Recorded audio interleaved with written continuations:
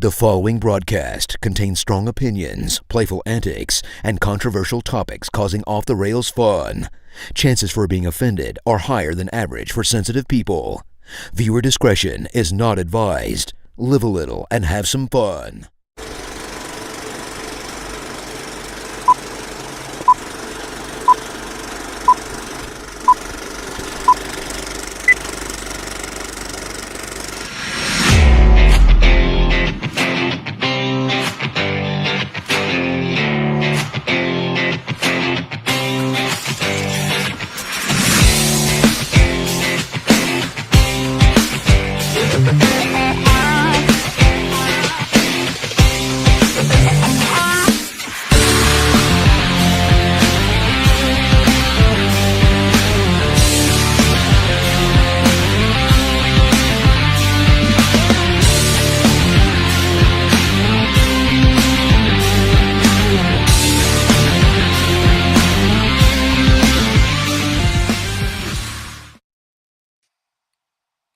Hey, what's up, everybody, and welcome to the Coach's Box Call Like We See It podcast.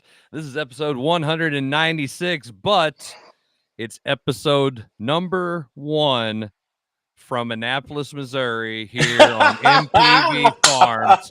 Something I would, if the 8th grade me could think right now, we would be streaming from my old bedroom here in Annapolis, where I used to have to sit and wait for dial-up internet before I could illegally download music from Napster and LimeWire. You would be like, you are so crazy, bro. That's not even a thing. It's not even possible. But thanks to Elon and his SpaceX magic, we have high-speed internet here that's able to do this sort of thing. I'm here. And so is Mr. Jim Powers. Jim, how we doing tonight, man? Doing fantastic. Second week in a row, it's just me and you. Well, let's see. Hold on. Jarvis is in a plane.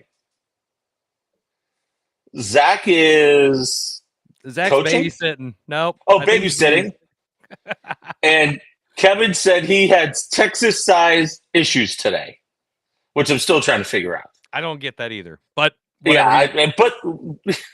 Whatever. I think he's like me after watching USA soccer men's national team. Oh my gosh, it was such a disaster, and I know you don't want to hear about it. I want to hear about it, nor do I want to talk about it. You guys, of course you don't. Would you guys create your own group chat? I don't have to hear about this crap that you guys call soccer. I don't need to hear it. I don't want to hear it. It's not ever going to be something I want to talk about. Moving on. So, yes, it is just us this week. This is probably, I guess, a prelude towards our August show that will be starting to air. And when we run our commercials, it's going to be a little pop-up clip of that, which we will be starting the On the Move with the Caravan Sports Preview show coming in August. It's going to be exciting stuff, man. I'm ready to go for that. That means high school football. Yeah, I mean, and it was great today. I was down at the pool at Shrewsbury where I go, and I was talking to Parkway North's head football coach, Ken Overdahl. And we were talking about how, their stuff has been going this summer. And, it's that time. I mean, we're hitting this week where a lot of dead periods are next week, and everybody's kind of winding down a little bit before we hit August and practices start and all that. But it's going to be a really interesting high school football season, I think. A lot of movement, I think, in classifications. There's a lot of new co-ops that are going to be taking place. So it's going to be interesting. And you're going to see some of the usual suspects. But I'm telling you, I think, once again, it's going to be wide open. So I'm excited about, having July to kind of catch our breaths a little bit. And then all of a sudden, here we come the first week of August, and Katie barred the door because it's just nonstop then for the next 6, 7, 8 months, maybe. I have no idea. So, but it'll be a lot of fun with me and you doing the show and, talking about the great kids around Jeffco, around, St. Louis area, and, doing year number 3 of it, which I'm really excited about. That's right, baby. And you know what? Speaking of high school events, I just spent the last 2 weekends being a part of the Missouri Basketball Coaches Association Midwest Showcase, the girls weekend before last, and then the boys this last weekend. And I got to give some big props to Corey Elms, who was the director and the organizer for the Midwest Showcase for the girls. They almost doubled in size from what they had last year to this year with the amount of teams. And then on the boys' side, they ended up being 130, I believe it's 137 teams from 6 states that participated. They had well over 100 some odd college coaches from Division I, Division II, it was great. The turnout was great. I mean, home field was an amazing place. If you haven't got a chance, check out the Twitter page or X or whatever the hell we call it now, and go and look at some of the clips. We interviewed some of the kids, the coaches. The feedback from it has been phenomenal. I mean, I was there at Hy-Vee last year. This year being at home field, everybody loves home field. It's an amazing place. Again, the Hy-Vee, it's kind of like tradition because the Kings used to play there, but Yep. everything is right there. You can access all the courts, and you've got 10 games going on at one time.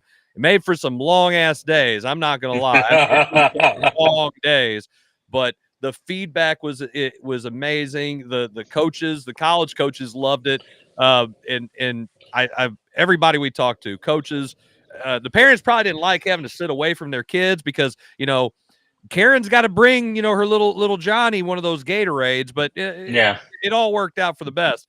But it's not an individual thing. So we have all these kids that most all the teams have somebody who is college recruitable on the team.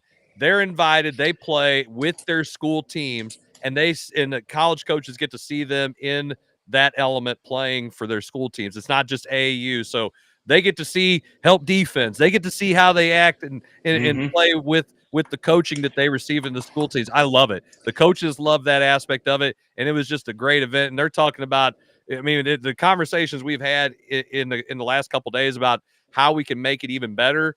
I think it's going to be phenomenal next year. The one thing let's kind of step back on why this is where it's at right now. Yeah, a couple years ago, in fact, it was right after COVID, the NCAA decided instead of, letting coaches just run wild all over the place, they have set up sanctioned events that high school kids can go to, that teams can go to, and that the coaches can go to. The coaches don't have to chase AAU teams and all this stuff. And like you said, a lot of the college coaches want to see these kids with the kids that they're playing with during the regular season, who they're being coached by, what their program is, what offenses do they run, to make sure that they're actually getting the right fit. And I think this is a terrific idea. I think it's a tremendous thing for the NCAA coaches. I know in our conference, that the Sooner, I know some of those coaches have gone to some of those sanctioned events down in Oklahoma and down in Texas, where our schools are basically at, and they love it. And they're picking up some great dudes, and they're seeing a lot of great stuff. And you're going to see, I honestly believe you're going to see this thing double in size on both the girls and the boys side. And you're going to have to figure out a way, how can we split this thing up over, instead of 3 days, how can we do 5 days and stuff like that? And, but it's great for the kids. It's great for the coaches. It's just a terrific atmosphere, and the Coaches Association does a great job. And, I've heard nothing from, the people that were out on the girls' side last, 2 weekends ago. I've heard from a couple of the boys' coaches about how well it went, how smoothly it was run. And that's all you can ask for. I mean, when you're trying to jockey 10 games on, 10 games going on simultaneously, you've got, 10 games, 3 officials per quarter. So you got 30 officials, 20 teams, and you're trying to keep everything going. And the Coaches Association, terrific job in organizing that. And I'm telling you, it's great for the kids. It's great, it's great for high school basketball because it gets the kids away from, the AAU stuff. And now, obviously, a lot of dead periods are this week coming up. And then the live AAU period goes for 3 more weeks. And that's where you're going to see a lot of the big AAU tournaments, the Run for the Roses down in Louisville, the Peach Jam down in Atlanta. In July. And that's why a lot of I know that's one of the reasons why, at Lutheran South, we run we do our contact days in June. That way the kids that are playing club have all of July to do that, and they don't have to worry about missing any of our team stuff. And it's a really good setup. Yeah. And that's you talked a little bit about the officiating. The officiating was, I mean, again, you have good players, you have bad players, you have good coaches, you have bad coaches, you have good officials, you have bad officials. What I will say is this: what I did like, and we had the opportunity this last weekend to have them, was the I'm trying to remember. These are people who are trying to be referees at the college level. And they're getting trained, and it's a workshop kind of thing. They're getting evaluated, basically, and they're getting evaluated. And at times, there were a couple times where it was like, I mean, you got to understand the situation, but they're trying to do things to a T because somebody's watching them evaluate. I would much rather have the opportunity to have somebody who's trying to do it the right way. And there's a couple of times where it's like, but and it's hard to explain it without you understand the situation, but where maybe if it wasn't in that situation, people would be like, oh, okay, not a big deal. And the referees would be that way too. But it wasn't necessarily like that. And I think there are things that are going to be tweaked and changed, but I don't think there's any major change. I think as long as we can use home field out there in Kansas, it's the best facility that I have ever been in as far as not a college or a professional ran facility. And on top of that, I don't think you can get any better with it. And I think where it's located, considering the states that are invited, it's perfect. It's in the middle of it. And I cannot say enough. The people that are in charge at the MBCA, and I don't say that because I know them. I don't say that because I'm on the board. I say that because they do a fantastic job. They all know me. Tireless. If I thought it sucked, I'd say it sucked. 100,000%. It was phenomenal. They did a great job. They were hardworking, and it's tireless. They put in the hours. Corey Elms, Chris Nemo, Denny Hunt, Sean Erickson. Those guys and Gary Belcher are the president. Yeah. Everybody, they all deserve a major pat on the back. Mackenzie Reagan doing all the social media stuff. I'm just fortunate that I can be a part to help. Their family stepped in. Matt Thomas, forgot to mention him. He did a great job this week, especially with all the people coming in, tickets and stuff. It was we had I'm wanting to say we had over almost 5,500 people in attendance. That's awesome. Through basically, 2.5 days once you got started on that first day. So, I think that was, again, I can't say that enough. I'm not trying to plug it. I just think it's a great event. We do like to highlight local high schools and what they do. Saw plenty of our local high school teams from the St. Louis area, from Missouri, that were representing, going up there and competing and doing a great job. Vashon going up there. By the way, Trey Williams did an interview with him. That kid, he is a great kid. Just to sit down and talk to him a little bit and get his thoughts. Coach Pitts was nice enough to sit down with us from there. Does a fantastic job. You know what? Yeah. I love calling. Yeah, and I've had the chance to call their state championship games and semifinals the last 2 years, and you want to talk about a dude that can probably get hired at any class 4, 5, 6 school.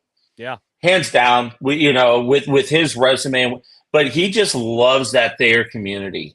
And his son's not a bad ball player either. Let's just put it out there too. His son's pretty good, but you mentioned it, you get great coaches, that me and you get a chance to see. Not a lot of other people get a chance to see unless they're making it to Columbia or Springfield back in the day for the state Final Four. And Matt's one of those guys that I just absolutely love sitting down and chatting with, talking about the kids, talking about, what he does and everything. And on the girls' side, last week we went down to Branson to play 2 days down there. And Mike Arthur is sitting there. He used to be at Bolivar. Well, he's back at Bolivar. They got him out of retirement. I walk in, he walks in, he looks at me, he says, "Are we broadcasting these games today, Jim?" I go, "Nope, I'm retired." And he goes, "You're not coaching." And I mean, me and him sat there for about 15 minutes and, just chatted. And I mean, it was really cool to see, some of the coaches that I get a chance to see and then get a chance to talk to them away from the state championships and all that hoopla and leading up to that. And, you mentioned Matt, and Matt's just one of those guys that I could sit there for hours and chat with him about hoops because he's that good. He's that knowledgeable, and he's just a great, great guy to be around. And what I really like about it, I mean, he's so down to earth. He's been there forever. I mean, he was Coach Hawkins' assistant back when he was at Thayer, when I got my butt kicked by those good Thayer teams in the early 2000s. But he's kind of a lifer, and that's what I like to see. I like to see those guys like that they're very fortunate to not have to bounce around like people like me who've, I've got a punch card for if I get another coaching job somewhere, I think I get a free pizza or something from Emo. But seeing those guys, and then like you said, getting a chance to talk to them. Matt is great. I got caught up talking to him. I got to watch Vianney play, CBC, DeSmet. I really like watching DeSmet play. Those Ken kids Williams is so good. After it. Yeah. He does a great job too. Just such good basketball. Athleticism on athleticism, and then kids are talented. Mark Miller brought his kids from Rolla up, and he's got a couple nice players too. It's just fun to see those kids, and then see kids that and how well they play against other states good players. Oh yeah, and you're like, oh wow, this dude's a stud, or that kid's. You watch the girls play and watch those girls play. I'm like, holy cow! I just enjoy. It doesn't matter what gender. I love watching good basketball. We talked about that last week with Incarnate Word playing that Millard West team out of Nebraska, which, when I was doing the state championship stuff years ago, I got to see Millard West, and I know their tradition. And, my good buddy, Anthony Adams, he texted me, he goes, "Millard West is pretty good." I'm like, yeah. And then I found out that they have not one, not two, they got 3 D1 kids. Millard West is going to win, I think, probably their 16th state championship in Nebraska. And they took Incarnate to the woodshed. You don't see teams do that to Incarnate Word. So, but you're exactly right. And that's the cool thing about it is you're seeing the St. Louis kids going toe-to-toe against teams from Kansas, from teams from Nebraska. And it's, once again, it's getting them better now. You're coming out of June. You're giving everybody July to kind of, do their AAU stuff. But now the coaches can kind of figure out, okay, here's what we need to work on once mid-August hits and we have our 3-hour contact periods per week. And that, that's the good thing about this. And that's why we went to Branson. You're talking about playing a Chadwick team who is good year in and year out. Bolivar, who's been to the state championship under Coach Arthur. McDonald County, who's just really, really good. Marshfield, Trish Marsh coming back and taking over that program. They're going to be pretty good down in the southwest part. For us and our kids, we saw different looks, and it gave us a chance to see some different competition that we will not normally see. And that's why coaches love events like what the Coaches Association did, and they do some of these things around the state. Yeah, and it was, again, I can't stress enough, it was just great to see that kind of competition playing against other good competition. And a lot of the feedback that we got that the kids liked was the fact they get to use the shot clock. And there were only a couple of shot clock violations. I want to put this out there for everybody who thinks that, the shot clock has to have somebody who's super trained. You have to understand what the quadratic equation is and all the breakdowns to it. No, it was one of the coaches had to run the clock, and basically just to make things easier, it was one person on the iPad who was doing the scoreboard, and then the other person was running the clock/shot clock. And it was extremely easy. There are 2 reset buttons. You can program. We did it all reset, change of possession or foul for the 30-second shot clock. And then you can actually program it, the second one, for the kickball situations or whatever. Where the recall and all that. I know. Again, but for people who aren't you, Jim, how simple it is to actually have it. And again, I'm a flex guy, and I had this conversation with other people. With people who were flex people out there, and they said, "What do you think?" And I said, I think it's real simple. I think I can adapt my offense to running with the shot clock and adding an action early, and then running continuity for a couple turns, and then you have your running down action when the clock's running down with your best player. That's pretty simple, and you can divide it into three tiers, and that's how you teach you running your offense. And it makes the game a little bit quicker, and it makes it better in the long run. And we don't have people like me who hold the ball for 5 minutes at a time when you can't score or can't do anything. And I'll tell you what, I'll do it again if I'm in a situation to do it again, because that's the rules that are given to me, and I really, really don't care. My goal as a coach is to put my team in a situation to win. The shot clock would negate all that. Fine, I'm totally fine with that, because if the game has changed, I will make the change. Every person who I talk to who thinks I know anything, which most of them don't think I do, but they just talk to me, they are looking at me going, when are we going to get the shot clock? And I said, when the National Federation says you have to have a shot clock, because 49 other states have it, because we will be the last one to do it. No, when 49 other states have it, and we're the last ones to do it, because we're going to be doing things our way. We're the only state that has K-8 districts left. Every other state has eliminated the K-8 school district in their public school systems, Jim. We are the last. We're the last of that kind. We haven't had a major consolidation throughout the state since the 60s. Why is that? I don't know. Because we are allowing local school boards to make those kinds of decisions, and they are not going to give up their identity because it would kill their towns. That's exactly what's happening. Because of that one little thing, we have a K-8 districts. I'm not against K-8 districts at all, but I also know that at the end of the day, we have schools that do not have funds. They can pay administrators, but they don't have funds to buy a shot clock or find someone in the community to run said shot clock. And I know that's an issue. I've been in schools where that would be an issue.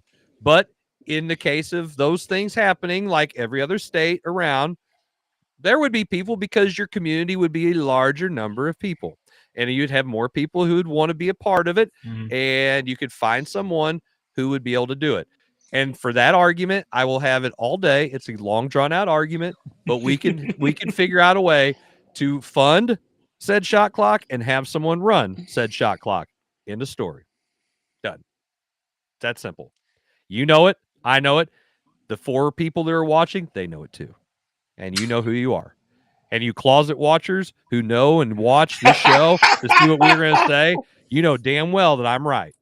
It's an easy fix all the way across the board. And if you don't want to do the consolidation part, fine. That's totally fine. But you can find the money, and you can find somebody who wants to do it. Go find Johnny's dad who wants to be a part of everything and say, you know what, come on into practice, run the thing. You come on in the games, I'll get you in for free. Here's a hot dog. Here's a soda. If you're at a Catholic school, we'll throw a beer in later on.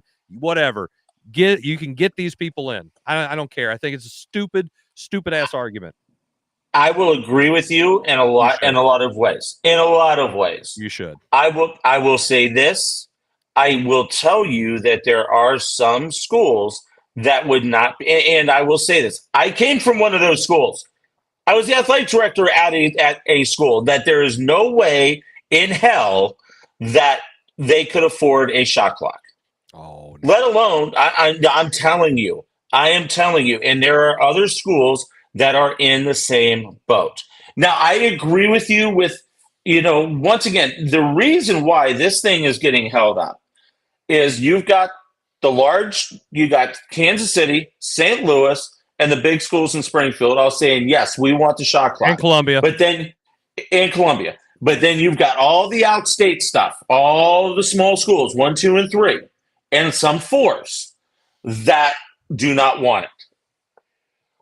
I think what's going to happen, we are going to see a scenario like what Kansas is running right now, or I believe it'll start this year. Kansas's big classes will have the shot clock. The smaller classes will not. And they're going to see how it goes. I know it won't work. It won't work because then what will happen is your bigs will play bigs, your smalls will play smalls, unless they want to play, because it'll be the home team, I imagine, just like the designated hitter rule. It'll be the designated clock rule, and if we are going to have the shot clock, so you guys need to be a part of this. Otherwise, this is what we're doing. We're having varsity shot clock, and you will see. That's the way Illinois is doing it. Well, Illinois doesn't have the disparity in class sizes that No. But what I'm saying is what you just said about, so say a Missouri school goes over to Illinois, and I'll use the perfect example. Nick Traxler at Oakville, they play in the Collinsville tournament every year. And Collinsville tournament is absolutely unbelievable. Yeah. But now Nick is going to have to go over there this year and play with the shot clock after not playing with the shot clock here. Any of the other teams that play over in Illinois will have to figure out a way to get used to playing with a shot clock, because that's what's going to happen over in Illinois. And I think we talked about this a couple weeks ago. You may see a lot of those Illinois-Missouri matchups kind of go away until Missouri gets a shot clock, because the Illinois folks aren't going to want to come over to Missouri and play without it since they've been playing with it. And the Missouri schools, even though they would love to go over, they're not used to playing it with it over here in Missouri. So now they got to go over there. And Missouri's got to make a decision. I get it, but once again, I've said the 2 reasons. I think there's, and I understand what you're saying about the training and all that. But the other piece of it is you've got officials. You have officials that don't know the rules to begin with, and you're going to put them doing a shot clock. It's going to get so screwed up anyway. Jim, our officials understand the rules of the game, okay? I will tell you there are some that do not. They know the rules of the game. I wouldn't say, to quote Jason Jarvis, our officials do a fine job. Yeah, for the most part they do, yes. And most of them do. But our friends do. You can open up the book that you took the open book test in, and you can see how to do the shot clock. And you can do little whirly bird here and tell me to reset it and whatever. You could be wrong. I've got to listen to you. You're the guy in charge. Not a big deal for me. I'm just the dope over here running the thing. Simple. just like the other day when the guy said to reset the shot clock and the possession didn't change. I didn't argue with him. I'm running the clock. I've been there for about 5 hours doing it. I'm just going to hit the little button, and if anybody starts yelling, which they don't know the rules anyway, I'm fine with it. You got to play. Yeah, so the referee doesn't know. Apparently I don't, but I did on that one, and fans don't know. I don't care. It's not a big deal. You will. I encourage the Missouri teams to go play out of state and play in places they have shot clocks. Yeah. So our fans can see that the fact that we just need to go ahead and get it. What I don't want, and it's not my opinion on it whatsoever. If we have it, we have. If we don't, we don't. I've seen in just this, I'll circle back to this event and then we'll go to break. As I've seen with this event, our kids are, if they're going to play at the next level, then let's just go ahead and say, just like they did with the stupid ass 5-set volleyball rule, which makes no sense because we're preparing the kids for next level. Whatever. Like the kids can't play another set and a half. And it's like, oh my gosh, how are we ever going? Just shut up. It's the stupidest justification ever. The shot clock is different because it affects the pace of the play of the game. You let's just go ahead and put it out there, because I would hate for somebody to say, well, they come from a good program, but they might not be used to it because they don't have the shot clock. And Sure. I could give you at least 5 teams off the top of my head that have had at least Division II athletes that I wonder if the way that they play the game, playing a slower paced game, more methodical, where a shot clock, they might be really pushing the shot clock before they would shoot. Sure. Cost them the opportunity that they might have gotten a different style of program. I'm not saying it did whatsoever, because they were in successful programs, but you have to ask that question. Is there a college coach out there that might have said that and just moved on from our kids? If that's even remotely close to an option, then there a reasoning that goes through their heads, then we got to do something because it affects our kids. I agree with you 100% on that. And once again, we're back to me and Chris agreeing on stuff, so I think we need to go to a break right now. I think it's a good time for a break. So when we come back, we'll get to our main topic, which was the NBA draft. Worst NBA draft ever. Is it though? Collusion. Well, Collusion that part is the word. We'll be right back with more Coach's Box. Don't go away.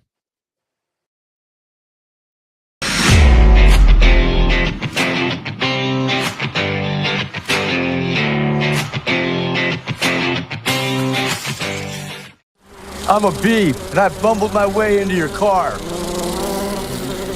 Buzz. But this hive isn't big enough for the both of us. Boo!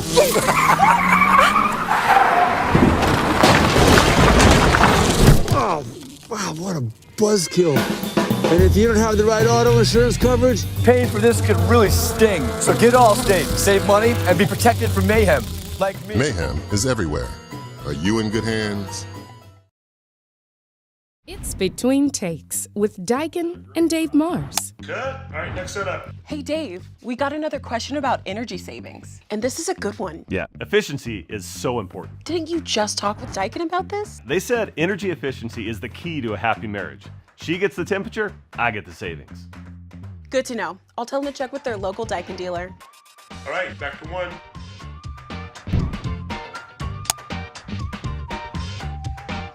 Give Home by SMCI a call today at 636-337-4444 or email them at service@homebysmci.com.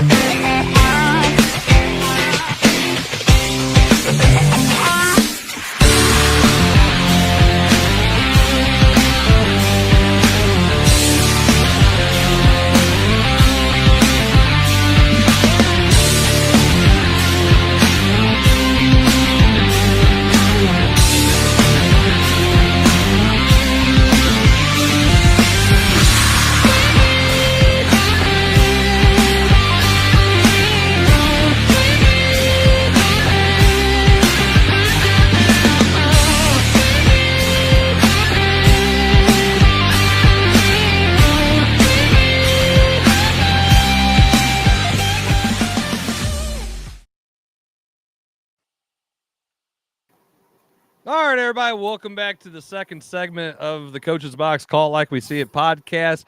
On all of our episodes, you can check out. Who's this guy? I know. Give me a second to do the thing, and then you can point out the fact that Zach is kind of here. Yet, if you like our show, you're watching it on we're watching it on YouTube. You can subscribe, like, just as the graphic said. You're watching it on Facebook. Don't forget to like it there, and you can watch it now on the X. Not only are you putting our show out there, you are making this show stream live from Annapolis, freaking Missouri, with better internet than what's going on in Zach's house in from his son's Chromebook, apparently. I mean, and Jarvis must be watching on the plane because he's already chimed in. Oh my gosh, look at that. I mean, we are rolling it right now. That's right, Jason. It's free, baby. Free. We bring this to you live for free. Zach, you missed it. I said if 8th grade me would believe that I would be streaming a show from this house when I used to have to sit with dial-up internet waiting hours for AOL to legally download to Napster. No way. No freaking way. I would be like, you're crazy. You're crazy right now. Hey, I don't know if you could hear me or not, but I'm pretty sure if you asked your 8th grade you about streaming, he'd probably say go to the doctor and get yourself checked out. Oh, those be the facts. Those be the facts. He would definitely be like, "What the hell are you talking about? Streaming, fishing." So our main topic, Zach, you missed all the great talk about local high school stuff and the MBCA showcase and whatnot, but you don't. Hey, you don't like basketball. Let's welcome Zach back to the coaching community this year. Oh yeah! Congratulations, hey! buddy. Yeah. Hey. I was hoping you would jump guys. in and say something, Jim. That was a good segue. Zach is coaching basketball again this year. Why don't you tell everybody, Zach? Go ahead. Yeah. Yep. It's not a secret now. So I've no, not at all. Everything's approved, right? That's right. No, it's so I've moved over to Jefferson. I'll be a high school social studies teacher and coaching golf as well as 8th grade boys basketball. So I'm excited for that, and we'll see how that goes. We are excited for you. Yes, now absolutely. Now you can't pull that. You guys are coaching basketball questions anymore. That's all gone. Goodbye. Now, but here's the thing. Now the whole dynamic has changed because now me and Kevin are the only two private school where Miller, McVey, and Jarvis are now public school.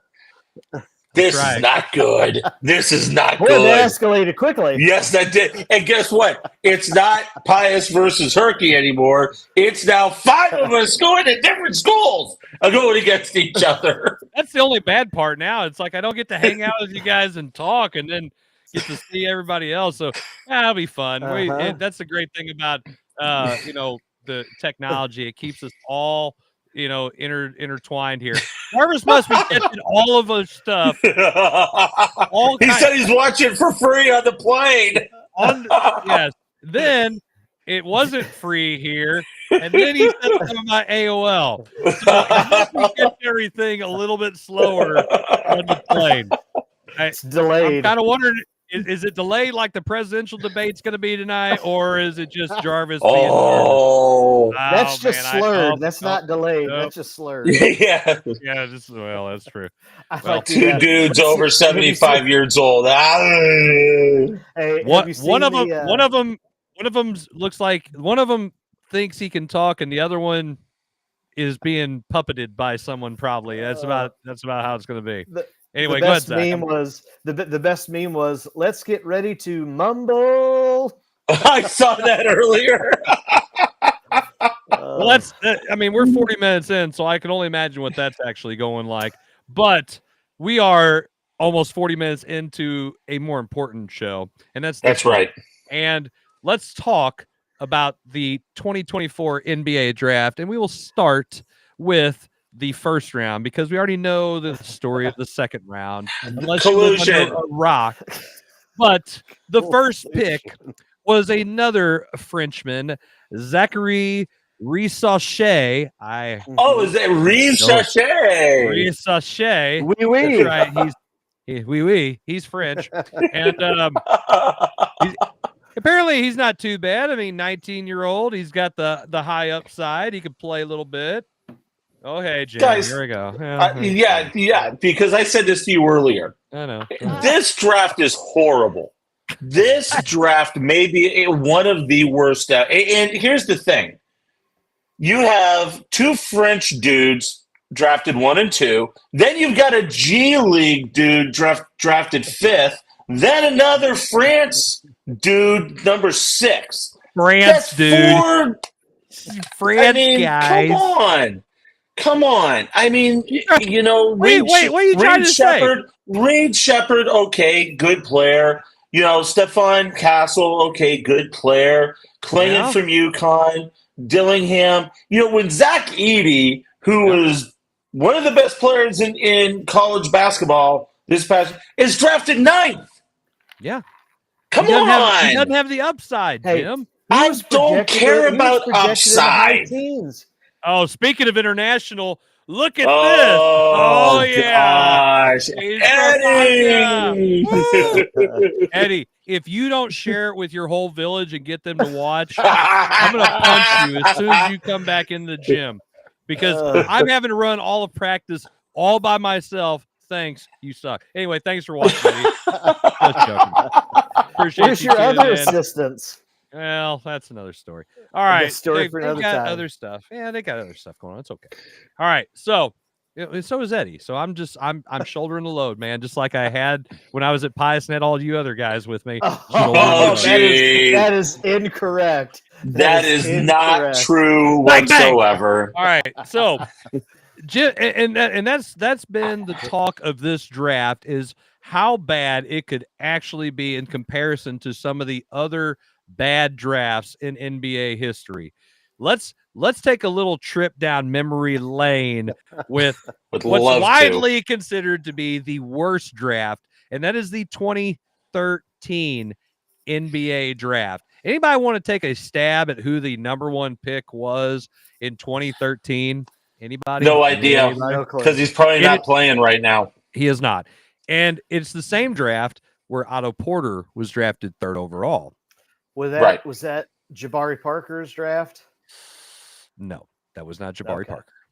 That, in fact, was Anthony Bennett from UNLV, who was and is arguably considered the biggest bust in NBA history when it comes to the number 1 pick. The number 1 pick that year was Anthony Bennett out of UNLV, then followed by Victor Oladipo out of Indiana, followed by our very own Otto Porter Jr. We all love Otto Porter Jr. here. We don't think he's a bust. He was a Big East Player of the Year. He's had a solid NBA career, and he's had a huge contract. All the above. Those people suck.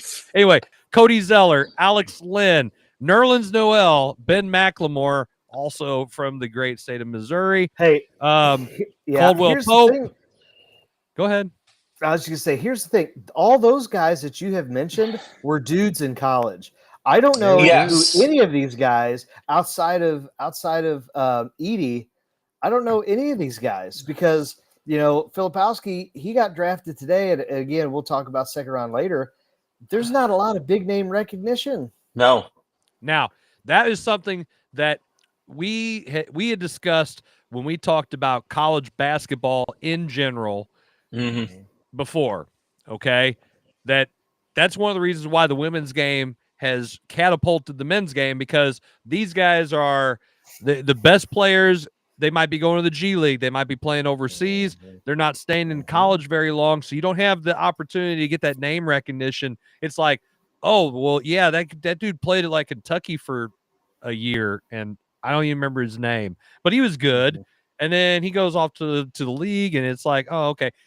I think the NBA draft has lost all of the hype because of the one and dones and because of the evolution and of the game to where the European game is basically taken over. Why do I want to get a dude who can't shoot from the 3-point line and he's 6'8" when I can get a 6'9" guy who has guard skills, high upside, and he's 19 and he's been playing pro ball since he was 14. I want that guy. I'm not an idiot. I want what Luka was. Luka started playing ball when he was 14 as a professional in Europe. Why the hell would I want to draft anybody else? That's the kind of guy I want. Now, if he'd shut his mouth, he'd be great. But either way, I want that guy. I want the guy with the high upside. No, but can I say this? No. Is the game okay? Don't you pout. Come on. God, this is not a safe place. Come on. I know it's not. It's not. Is the game in France the same as the NBA is? When it comes to the physicality, when it comes to the physicality of the game, when it comes to how the game is coached, that's where I question these dudes being drafted as high as they are. Because I don't know if I put it this way, I've never watched a French professional game. I don't know. We'll see what they're like when the Olympics come around here in a month and a half. And right now, you look at this, France is the odds-on favorite to win the stinking NBA. I mean, not the NBA, the Olympic gold. I mean, but that's my question. Are these dudes capable of playing in a physical league like the NBA is? Well, I think what has happened is that you have seen rule changes in the NBA to make it a more international friendly game, because you are getting these European, Eastern European, even Asian players come in. And so again, everything comes back to money. So yes, you're going to change. Yes, you are going to change the rules to adapt more for the international players, because you've got China, who is billions and billions of not only money, but viewers. You've got Europe and all of that. So, I mean, yes, they are adapting to a global game because it is a global dollar. Well, and I got to say, I don't always agree with Coach Eddie here, but it doesn't take much to succeed in the NBA when you're fundamental and you have high basketball IQ. I mean, just the way that the game, but the way that I agree with this, the way that the game is played now, with stretch fours and fives that can shoot, and the pick and roll action. NBA teams want guys that they can put in a pick and roll situation that they can pass and shoot, they can pop. It's not just a roll to the rim kind of thing. Throw it up there for the big oaf and let him dunk it. Or you want the big man who you can it's almost like a little triangle action where you throw it in like Jokic and everybody has an action off of him and what he can do. So that's what you're kind of trying to get. And I gotta say, this is gonna be really terrible, but I've got to bring him in. And then there's Jarvis. Oh no! Why? You've got whatever sound is going on, Jason, is loud. What are you doing? He's on an airplane. He's sitting next to the engine by the exit seat so he can jump off quick. Oh my goodness! Oh my gosh! Look at this guy. They're not watching the coach's box. We don't want them on here. You can't hear me. Now barely. Oh, his internet froze. I think he's froze. That's a good one. I should get. Look, you're cutting in and out. We can't have you on here. You're cutting in and out worse than I was when I was on assignment riding down the road. Are you flying over Kansas right now where there's no internet to begin with anyway? That's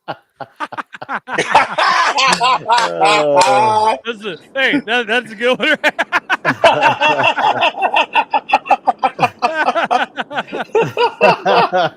I'm taking all the bandwidth from the other people. They've got pornography to watch. Come on, Jason, get off there. Oh, God. Come on. Hey, Jarvis, how's that $7? How's that $7 payment for that free internet working for you?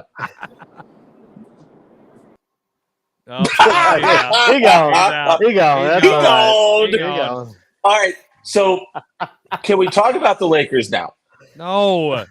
Because I'm going to tie in Dalton. I mean, I will say their first round pick in Dalton Knecht was a great pick. It's exactly what they needed. They needed a forward that can shoot the ball as well as he can. So I think they did the right thing with that pick. We'll go to the second round pick here in a little bit. Well, and real quick, the best picks. You're right, Eddie. The air marshal did shut him down. The best thing from the 2013 draft was Giannis and Rudy Gobert. Giannis went 15. He didn't even make it into the lottery, and Rudy Gobert at 27. Now, another bad one, too, is the 2020 NBA draft, where you had Anthony Edwards and LaMelo Ball were probably the two most highlighted players that came out of it. And it wasn't a great draft either. And, we can say we won about 2020, and, we all know how 2020 went. Yeah. Pretty terrible. But no big time names. It wasn't a great draft. I just don't think. The first round draft picks are littered with a bunch of international players and a handful of guys from top level programs like UConn, like Kentucky, and that's it. It falls off from there. And you don't know who these guys are unless you watch every freaking college basketball game that's on ESPN. I don't know half these guys. And I might have heard of them, or I might like, okay, when I caught the random ACC game of Miami playing Wake Forest, which I'm not going to watch Miami Wake Forest. I don't care about that. Oh, I know who Keyshawn George is. I don't know who he is from Adam. Couldn't pick him out of a lineup. He's tall. He probably plays ball. Great. But these guys, and especially international players, when they're in the draft, I don't know them. The G League guys, I don't know them either. So it loses a lot of its luster. It really does. And here's the thing. At number 22, the Suns, they take DeRon Holmes II from Dayton. Yeah, Dayton. Really? When you could have, let's see, okay, you could have taken Terrence Shannon Jr. from Illinois. You could have taken Ryan Dunn, who I think is a good player from Virginia. He comes Dunn's from a good player. Yes. But no, let's take this dude from the A-10 who plays in a horrible league, but we'll take him in the middle of the first round. This draft is terrible. The only thing I can say to that, and to give an example, would be Tyler Hansbrough. You were talking about a collegiate stud, ACC all-time leading scorer. I'm assuming he still is, unless with all of these 6th, 7th, 8th year guys, I don't know if he is or not. But think of how great of a ball player Tyler Hansbrough was in North Carolina. And he did not translate to the NBA game.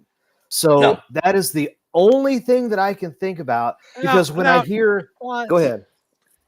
No, go ahead. Finish your point. I was going to say, because you can call me a homer for Duke. That's fine. Homer. But you look at Filipowski. Homer. And how does he drop? He's a All-American. He was coming out of high school, ranked number 1, number 2 recruit. He's a proven winner. He's averaged a double-double. He's got all of these intangibles. And do you know what they said? What got him to go to the second round? He said it was his wingspan, and his wingspan was short. That's why he dropped to the second round. Are you kidding me? And he got drafted behind a dude from San Francisco. Yes. Really? Come on. Right. Come on. Yep. He did, because that dude has higher upside. You know what? If I hear upside, if I hear upside, gosh, down. Stephen A. Smith. Yeah, I'm great. What does Stephen A. Smith know? Thank you, Eddie. Eddie's correct. All right, second round, collusion. Okay. So, by the way, Jim, I don't know if you know this or not. Another French dude got drafted in the second. Yes, I know. I know. Hey, before Ronnie. Wait, James. Okay, wait. The French finally have won something in history, because they are really good at not winning things. Okay, just ask Hitler. It was really easy to walk into France and take that place. Come on. But they're really good at basketball, apparently, and they've proven that. They have five draft picks this year.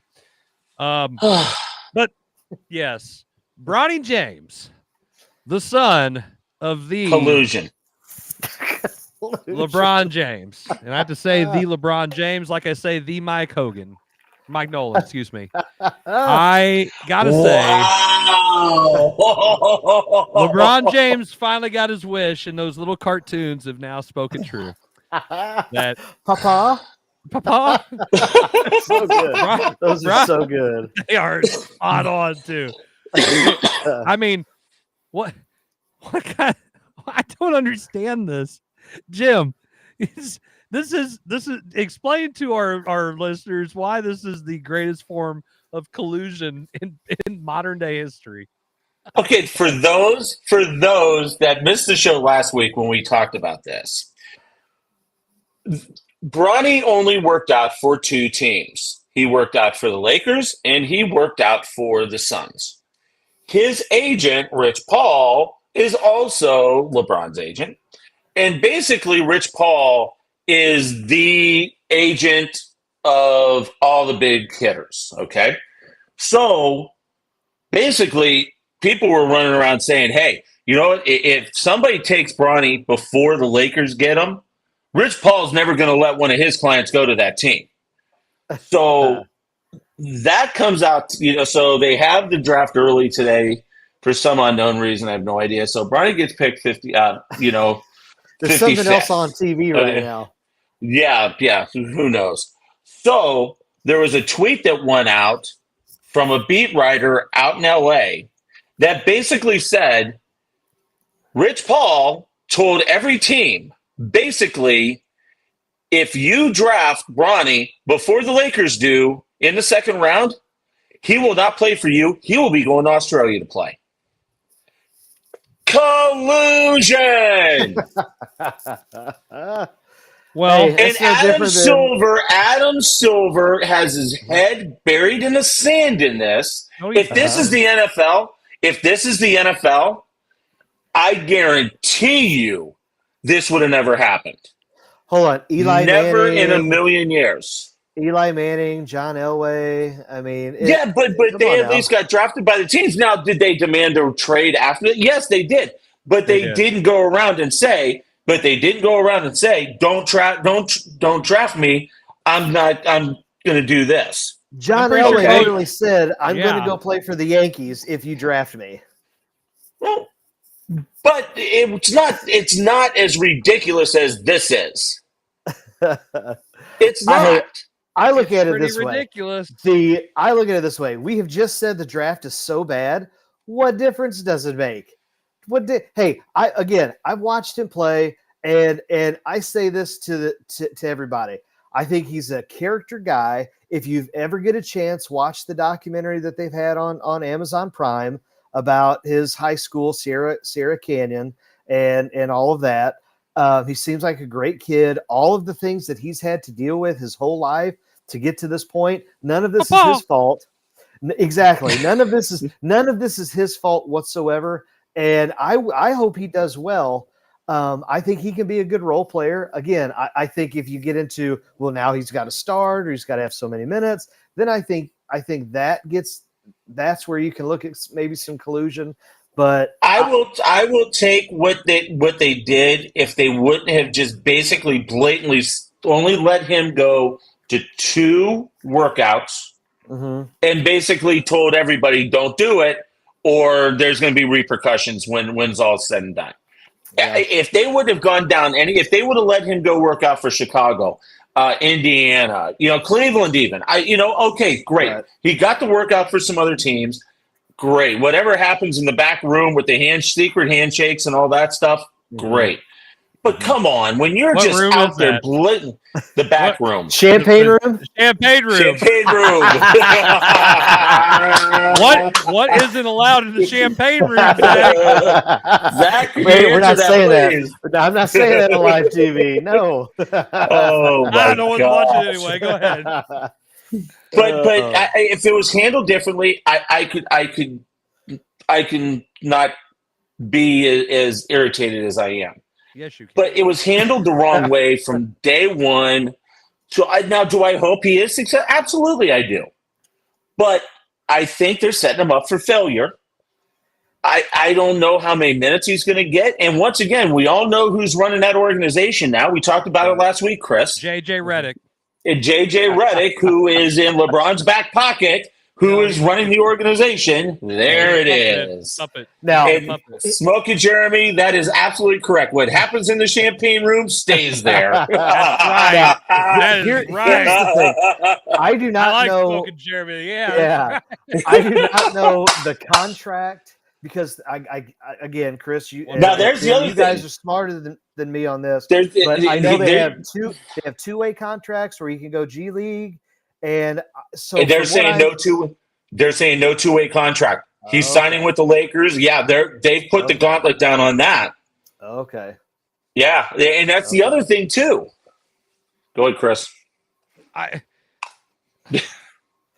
Because they talked about how the G League team is basically in the backyard of the Lakers. They're in the same They're in the same facility. Okay, so it would make sense to me because again, you have the cardiac incident, and I'm trying to read these comments too.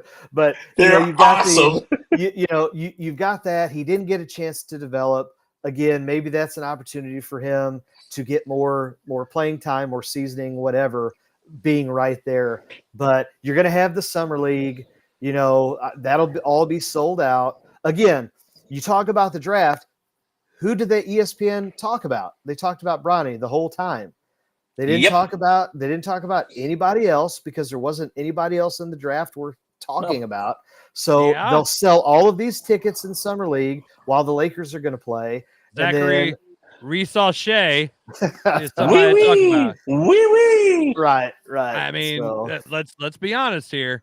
This whole thing was an absolute dumpster fire, and all it did was just throw more attention to an organization that doesn't deserve the attention that it gets nationally. And I am not talking about the Dallas Cowboys. I am talking about the Los Angeles Lakers. And what an absolute, and I will say, shithole of a franchise, a shell of what it used to be, and all of the glory that Dr. Buss created for this.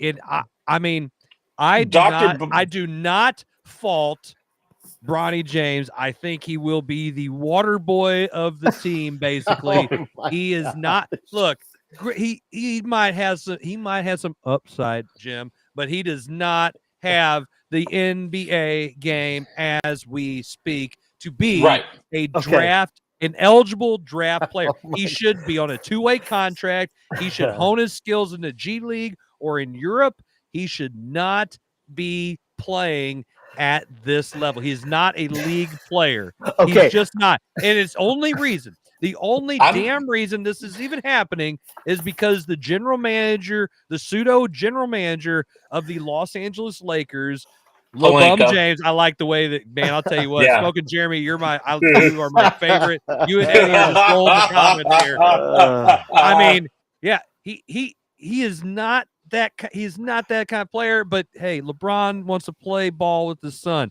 Dude should go outside and play more in the backyard with your kid. Come on, you want to play ball with him? Hey. That's when you should have done it. Sorry. The last thing I'm saying on this topic, Dr. Jerry Buss is rolling over in his grave right now because of what took place this afternoon. That organization is completely a shell of itself. And I said it last week, and I'll say it again. This organization used to be the flagship of the NBA. This organization is now turning into the laughingstock of the NBA. It's the Clippers. Okay, I'm going to ask both of you. I'm going to put both of you on the spot right now. Why would you do that? This is a great dudes. comment right here, by the way. Name five dudes in this draft that could be playing in the NBA right now, that you guarantee could be playing right now. It's that bad of a draft. So why not? Edey. This is there's one. I'd say Zach Edey. I'd say Connect. Okay. I'd say Connect probably is good. I'm looking at the draft, Zach.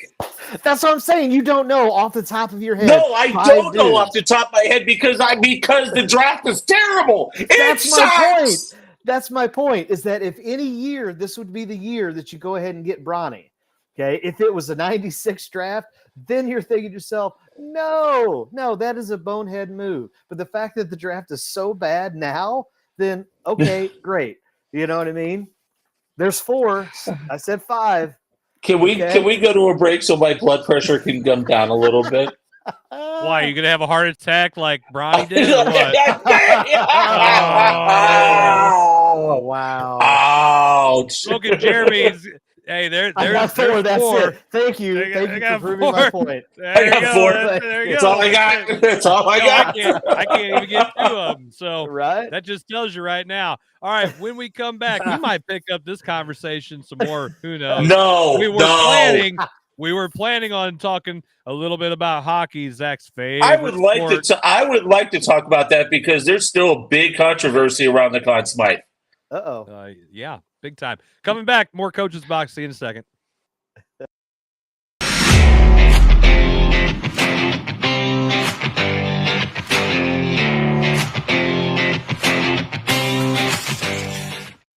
I'm a bee, and I bumbled my way into your car. Buzz. But this hive isn't big enough for the both of us. Boo!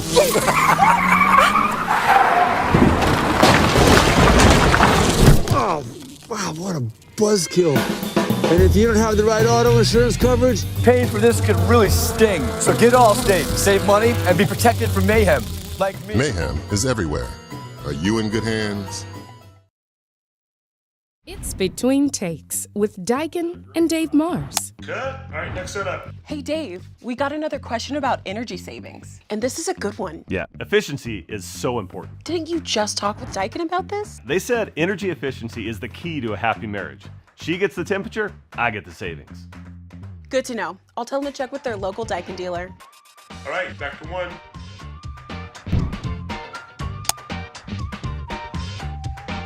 Give Home by SMCI a call today at 636-337-4444 or email them at service@homebysmci.com.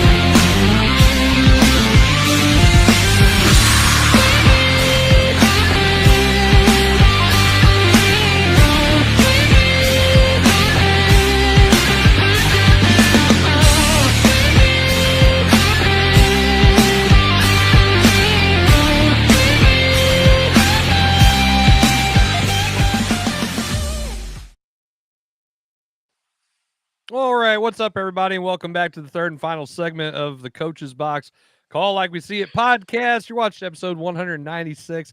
Yes, we are 4 magical episodes away from our 200th. Actually, 3 if you really want to count it, because then it would be the 200th.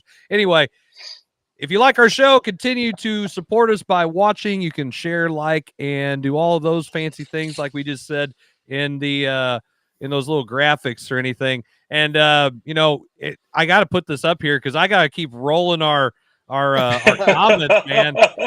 It's great because I can't even reply to them. That's how this thing is going. So as they show up, we'll go ahead and just have them there. But anyway, and go ahead. 2 weeks. In 2 weeks, we will be up here in South City at the MAC. Going to be a lot of fun. We're going to get a lot of our friends from up here in the St. Louis area to join us. I know Langhauser is planning on it.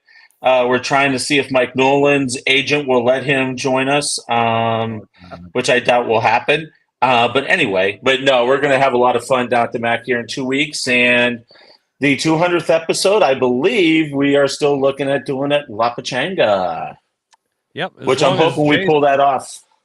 Yeah, as long as Jason does what he's supposed to do, but you never know. Yeah, he's on a plane right now to Vegas. Yeah. Hey, he may not have any money left after he comes back from Vegas. Well, yeah, the house always wins, of course. That's right. He's gonna be calling you guys. Hey, can you come pick me up? all that Emo's money is going to hell real quick. Man. Well, speaking of going to hell, I mean, you could be like Smoking Jeremy's Pistons. They're kind of going to hell too. Fire Monty, and then they pick up a dude who can't even shoot the three. So, hey, it's not a good day to be. By the way, Smoking Jeremy, welcome to the show. Thank you. If this is your first time in joining us, and it's great having these comments between him and Eddie.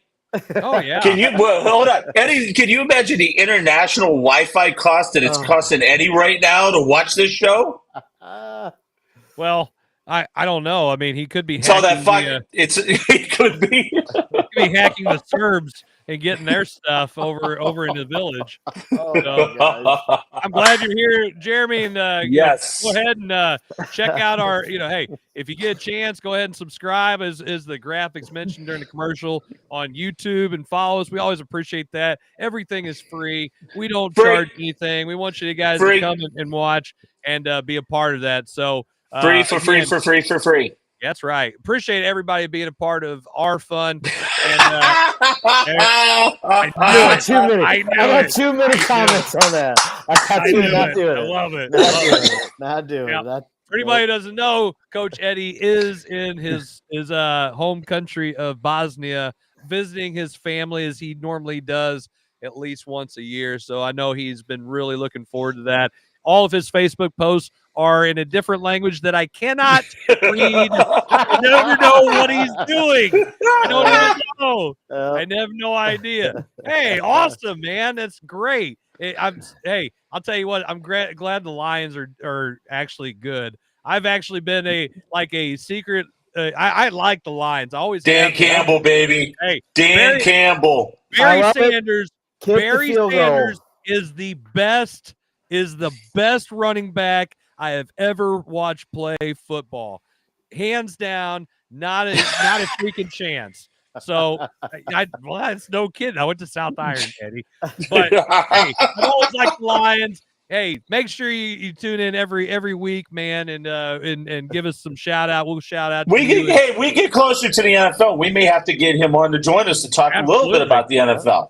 Absolutely, we're always looking. Love that. People. We're always looking for people that want to jump in and yeah, we're going to subscribe to that. So, absolutely. Make sure you guys do it. And Furman Joust, hey, go Furman, baby. There's nothing. Hey, I love Furman because those were the hats that everybody that wanted to get when they started putting the FU on the hat. Way back in the 90s. Oh yeah, it's like you can't wear that. Yeah, it's South Carolina as well. And that's right. Yes. Yeah. There we go. Oh, he says it. Whoa! Family show here. What are you doing? Hey, hold on. What? At least I haven't said anything else silly tonight. I haven't. Yeah. Hey, you get ready to talk hockey. You getting ready to talk hockey? Yeah, let's talk hockey. Now we're going into a real man sport, right? Hockey.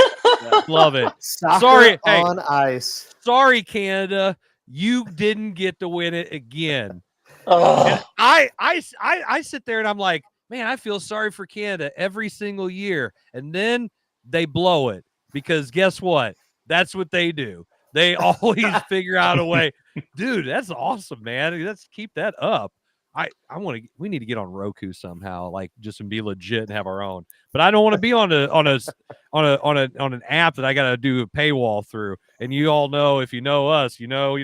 That's exactly you know. It starts with a T, it ends with no, we ain't doing it. No. So let's talk about the Stanley Cup Finals. It was a great series because they made it a great series. Edmonton made it a series, but they just couldn't close it out and finish the comeback. I think they were out of gas. It still is an impressive accomplishment to make it a 7-game series. And no, you never feel sorry for them dang Canadians. You're right, Eddie. And I'm going to say this, and I said it last week. If it got to 7, I was hoping Edmonton could do something that's only been done once, and that's win 4 straight to win the doggone thing.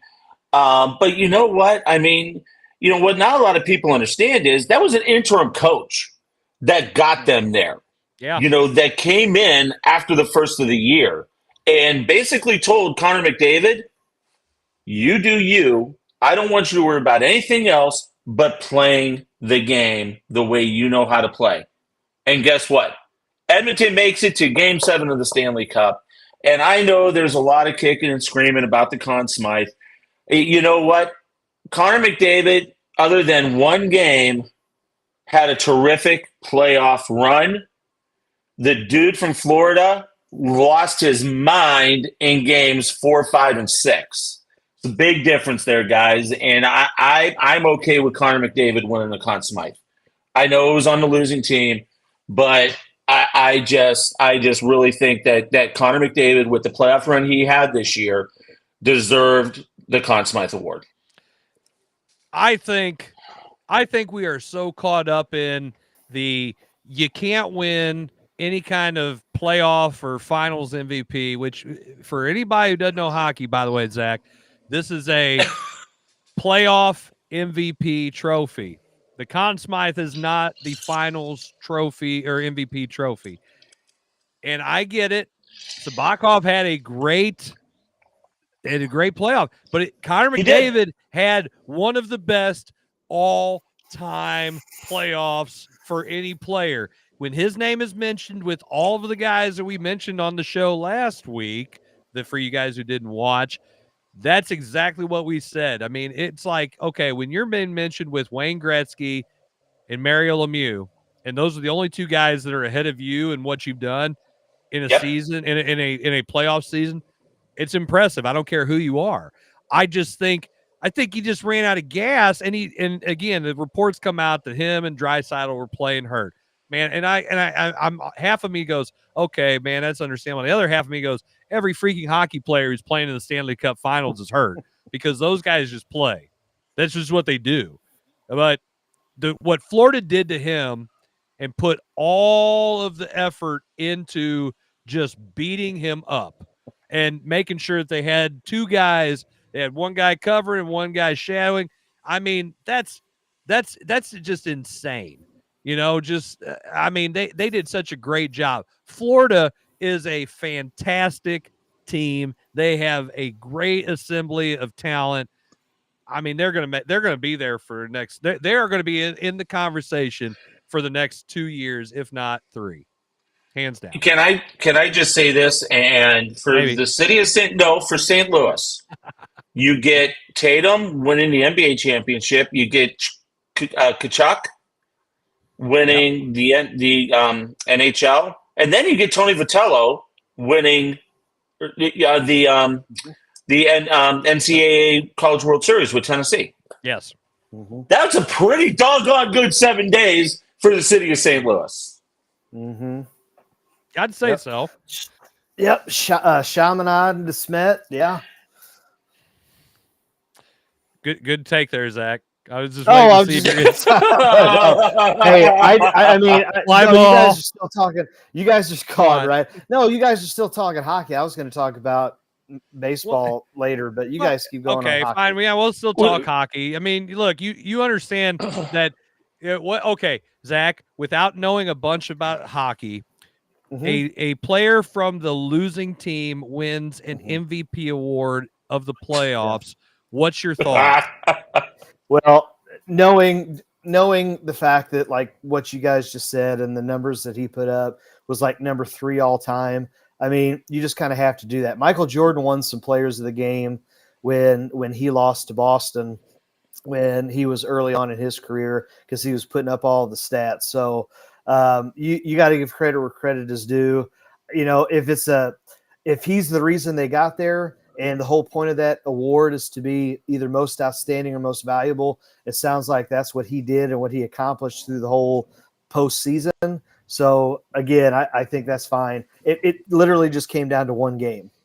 You know what I mean? It's not like they were out in one series. It was Game 7, Stanley Cup Finals. He went all the way through.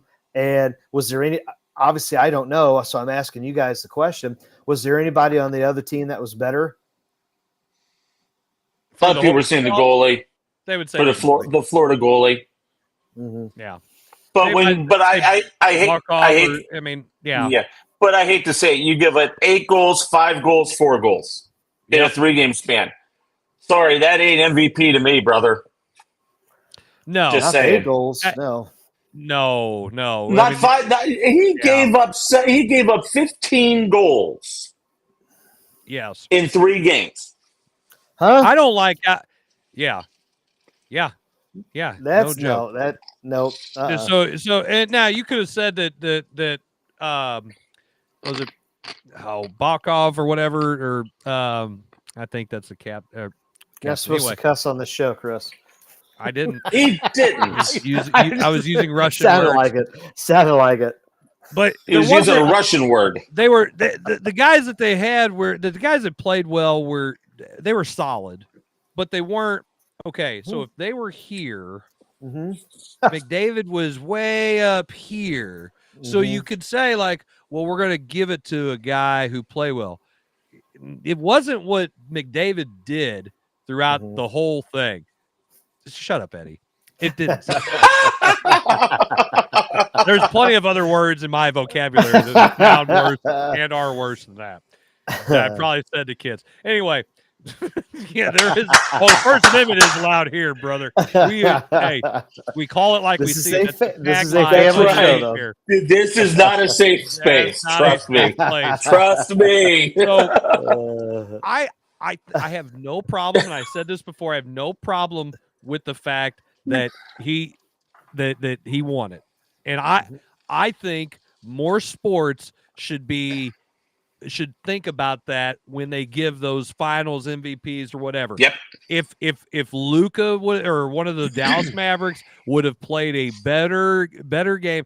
Now I do think that obviously with Boston wrapping it up in 5 games, there was no chance of anybody else getting the opportunity to beat what I'm saying, those guys or be the MVP and to be in that conversation.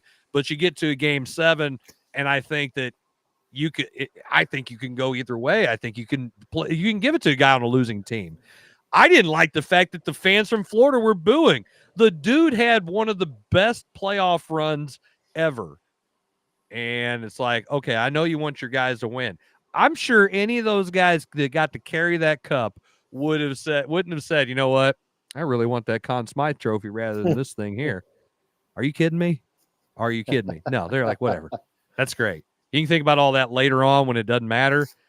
I think McDavid should have been, and I'm glad that he won it. I really am. I truly am. I think he deserved it. Now, we can move on to some other things. And I got to say, Coach Rhodes, thank you for bringing up the sinkhole. No. Yeah. Where are those poor kids going to play soccer now? Come on. There's a couple. Like all the other poor kids around the world. Just find a patch of dirt somewhere and play. Patch of grass and just put some cones up. And hey, for anybody who doesn't know, go and look. What's the name of the place again in Alton, Illinois? Oh my God. I don't know, but I feel bad for those poor kids. My gosh. It is God's way of saying that they shouldn't be playing soccer. A sinkhole, a massive. I mean, did you see the video footage of that? Yeah, did you see the video? The whole light stayed. I sent it to you guys. Yeah. Oh, was it you? Okay. Yeah. Anyway, was it? Yeah. I didn't think it was Jarvis. I mean, I share with everybody. So yeah, it completely opened up and it just swallowed up at least three fields or something. It was great. Wasn't that many, but it's in a spot to where it's affecting 3 fields. Yes. Yeah. Well, yeah. I feel bad for the kids. I feel bad for the kids. I'm glad nobody was hurt. Let's start with that. Right. Oh man. Hey, nobody was hurt. The fact that it swallowed up it happened when nobody was there. A light pole. That thing's got to be 25, 30 foot tall, if not more, and gone. Just disappeared. absolutely hate that thing. See, Can't see Man, that's like the stuff you see coming out of Florida. Whew. Man, that is thankful what's that nobody Florida? they have tons of sinkholes. I mean, Oh, do hey, they? I don't know. Again, teaching current events. I mean, that happens. But Oh, my bad. so And yeah, hey, and I would keep up with some of these. We got these random comments thrown by Smoking Jeremy B, baby. I mean, hey, here's a good one. How about Matt Stafford's wife? Matt Stafford's wife. What the hell is she thinking? Why? Why is that even a thing? Why? Why? Why would you go on? Why would you go on TV and tell everybody that you just to get back at Matt, who apparently is a really good dude? He is a good dude. Would she started hooking up with the backup quarterback while they were dating just to make him mad, make him jealous because he's a bad boy and he knew he would get under Matt's skin. Why do you say stuff like that? What good does that do? It makes you look like a hoe bag. I don't know what to tell you. That's what you are. Whoa! This is a family show. Family show. No, but family show. It didn't say she was. I said, hey, Eddie is watching the show, and he's only 20 years old, for crying out loud. Or at least he acts 20 years old. He looks like he's 42. Don't let him. I mean, come on. He doesn't shave. He looks like he's 42. He looks older than I do. I get carded and he doesn't. So it's PG for Chris. Whoa. Come on, man. Come on, okay. Man. My thought process on the whole thing is, I hope he already knew that story. Like, I hope, you know what I mean? I hope that wasn't like, man. Stop. Zach, you hope he already knew. Why does he have to know now? Why does everybody else? Why do I? Why does Chris Miller, who lives in Missouri, now know about Matt Stafford's? Smoking Jeremy said he knew.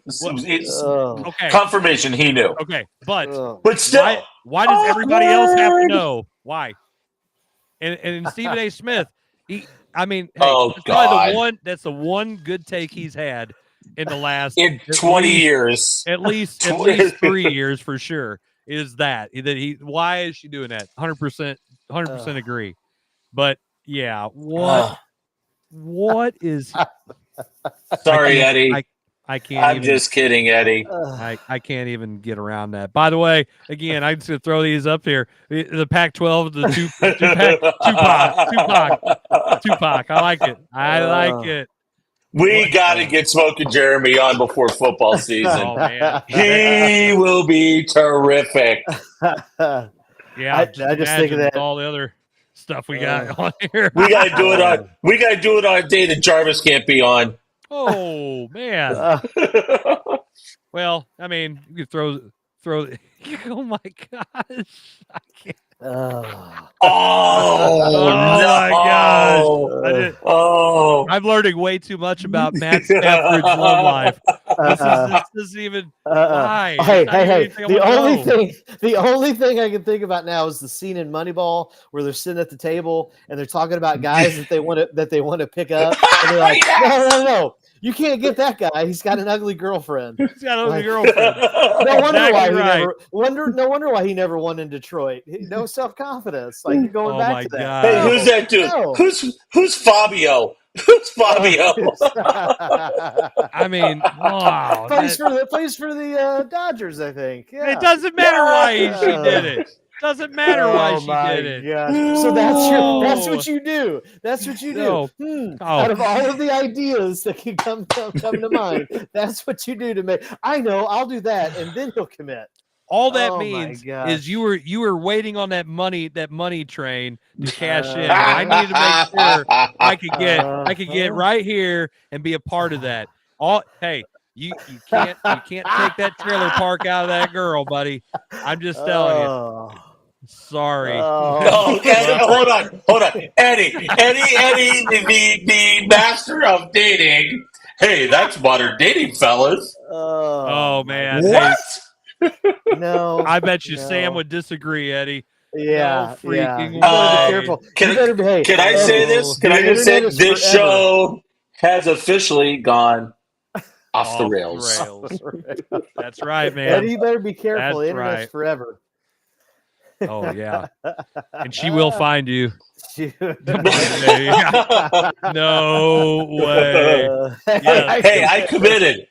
You didn't have a choice, brother. Somebody. He did find somebody who can put up with his goofy ass. That's for sure. So, valid point. I mean, hey, it is. So let's jump in and talk about America's dying pastime, the baseball world as it is. They lost tonight bad. Kevin and his 91 wins.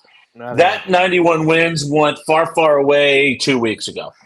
Oh shoot, that went first month of the season. Hey, that was way before. Right. That was But Zach, did you like how Jarvis got on me for saying I was negative Nancy?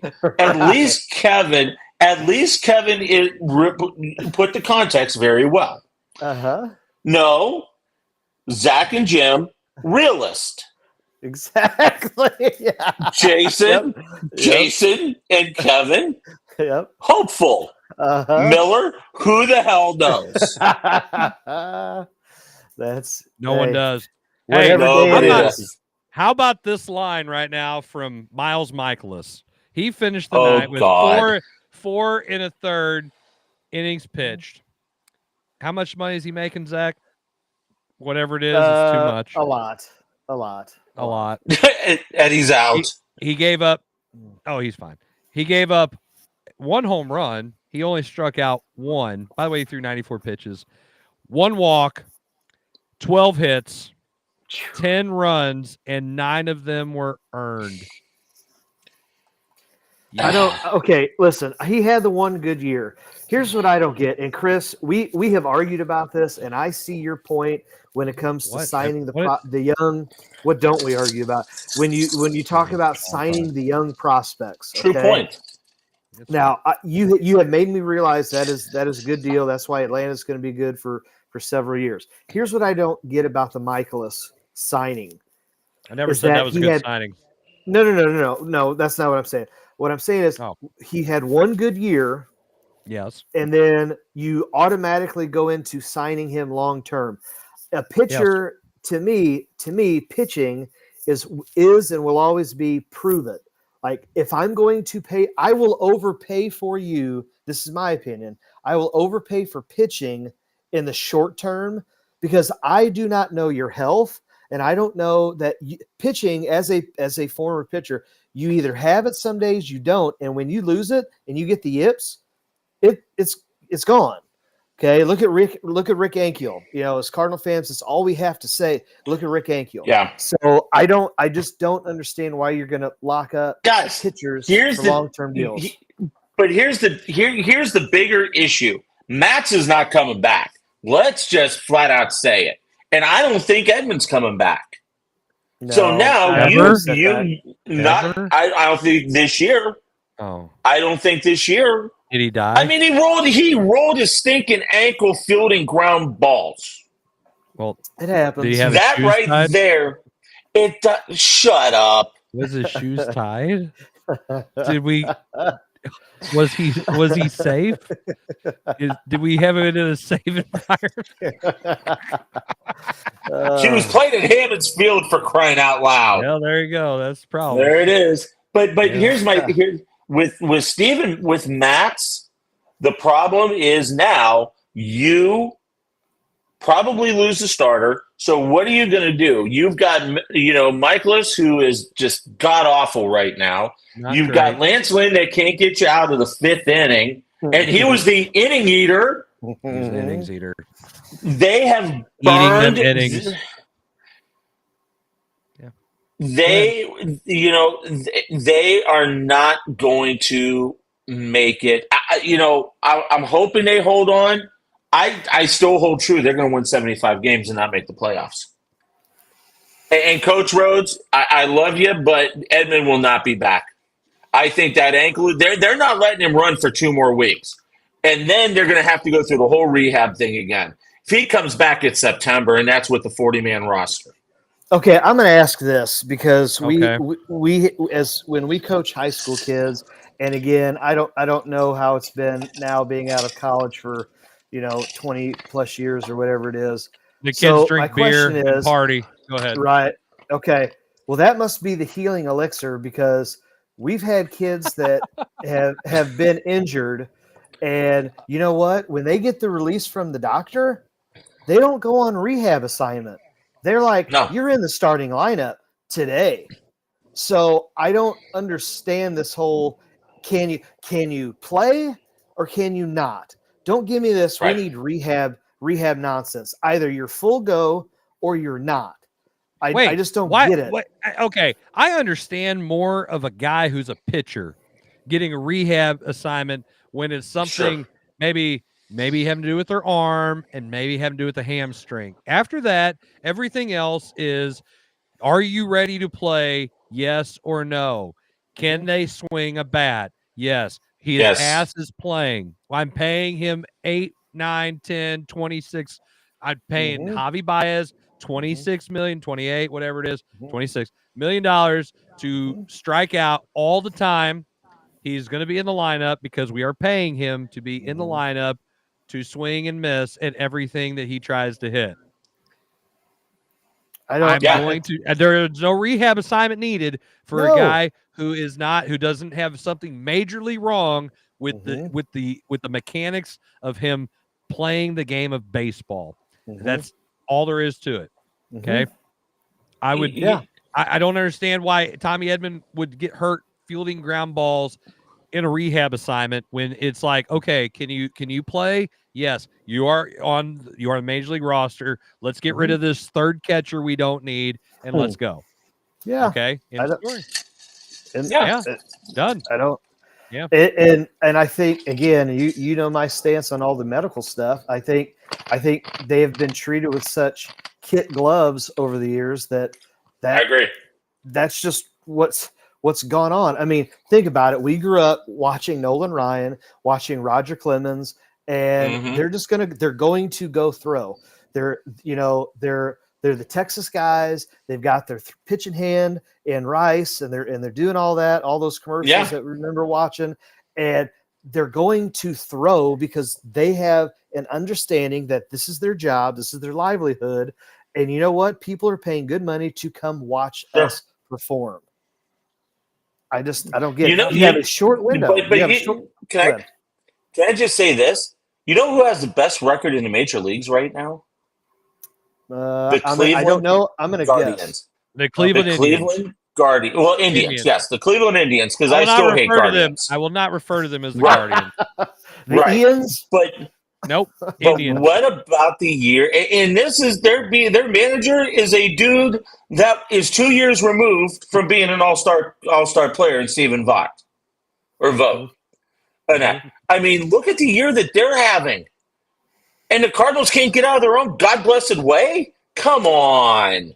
Well. And once again, you're talking about two organizations. Now, hold on. You're talking about two organizations. Cleveland spending money. Do you think DeWitt and Mozeliak will spend a red-cented dime to improve this ball club?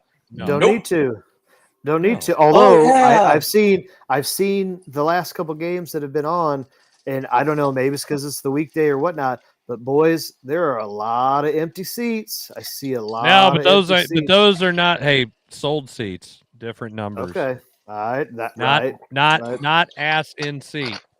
Okay, AIS different than actually purchased seats. Right. Okay. Hey, here's what I hope. By the way, Smoke and Jeremy, I hope right now, and it will never happen, the Tigers should trade Screwball. Hey, I know some guys. I would take him in a heartbeat. I know some guys that play for the Cardinals who would be great prospects for you.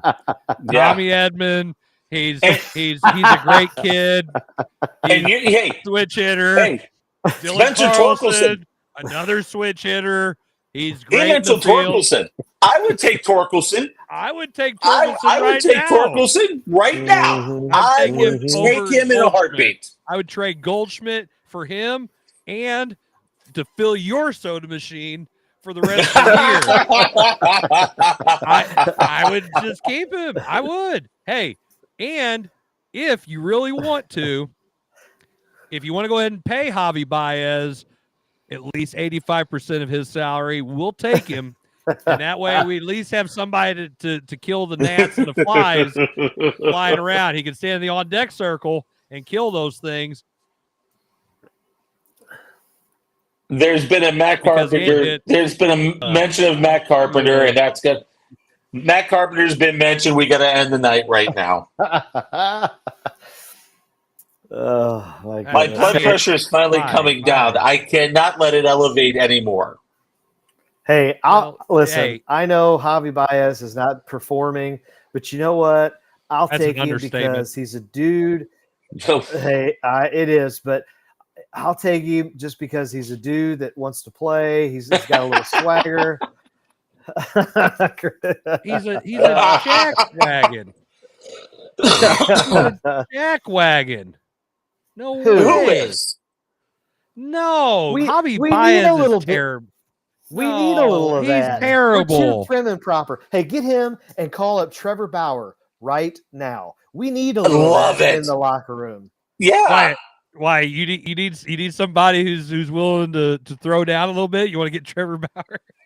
Let's go. I want to get somebody that wants to compete. Show me some flippant emotion. I want somebody in that locker room to show some gosh blessed emotion, and this team doesn't do it. And you've got Matt Carpenter, who is everybody's buddy, but my gosh, there's nobody in that locker room that's just going to put the gauntlet down and say, we got to get better or we're all going to be the hell out of here. They're not going to get rid of him. I know. What are you getting at? Nothing. You've got. I know. I'm beating a dead horse, and I know I am. But I just. Why do you think I said when Coach brought his name up? We got to end the show because I'm gonna go nuts. Javi Baez is so bad. what a great idea right now to get rid of a couple of Cardinals players. Can we start a GoFundMe account so that we can get people to get money so we can give it to Mozeliak under the condition that they spend it on a player? But hey, we're 2 games above 500, and we're only 6.5 out of the Central. How many games ahead of Cincinnati are they, Zach? And we're, I guess, kind of in the wild card.